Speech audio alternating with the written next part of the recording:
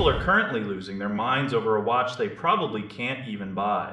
It is a tiny company out of Tokyo making something so beautiful it actually hurts to look at the sold out tag on their website.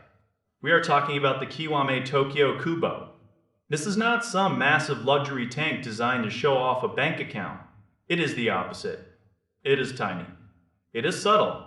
It is only 37 millimeters wide. That is a sweet spot for anyone who loves that vintage feel from the mid-century. But the real story is in the name itself.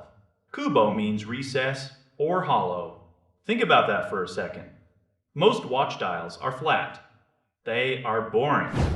This one uses depth to create shadows. Every time you tilt your wrist, the light catches these carved out sections. It makes the watch look like a piece of architecture rather than a tool. You have these three distinct colors that feel very intentional. There is a deep navy blue that looks like the ocean at midnight. There is an ivory that feels like aged paper. Then there is the pink. It is called Sakura. Usually pink watches feel a bit loud. This one is different. It is soft. It is muted. If you look closely at the small seconds dial on the pink version, there is a tiny cherry blossom hidden right there. It is a secret for the owner. The hands are inspired by the famous gate in Tokyo.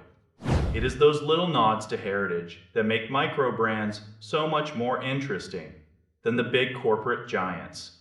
For $630, you are getting a sapphire crystal and a high-quality Italian leather strap.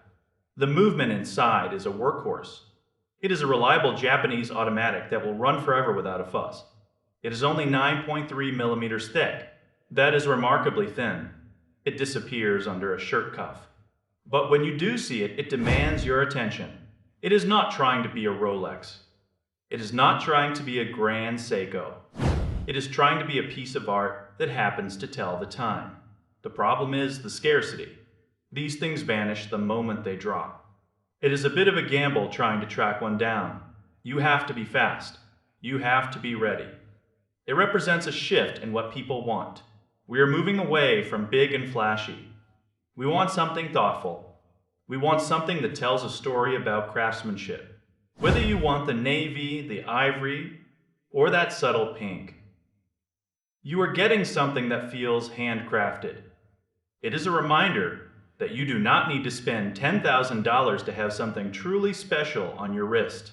Sometimes the best things come in small hollowed-out packages from a small studio in Japan. The way the light plays off that recessed dial is something you have to experience. It creates these natural gradients that no flat paint job could ever replicate. It feels alive.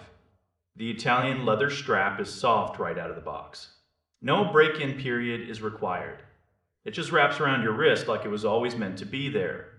You look down and you see centuries of Japanese aesthetic history packed into a tiny steel case. It is proof that the most interesting things in the watch world right now are not happening in Switzerland.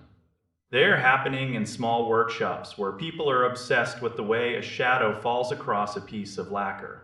If you can actually find one, do not hesitate. A watch like this does not come around often. It is a future classic hiding in plain sight. It is about the emotion of the design. It is about the way it makes you feel when you check the time. That is the real magic of the Kubo. It is a small piece of Tokyo you can carry with you every single day,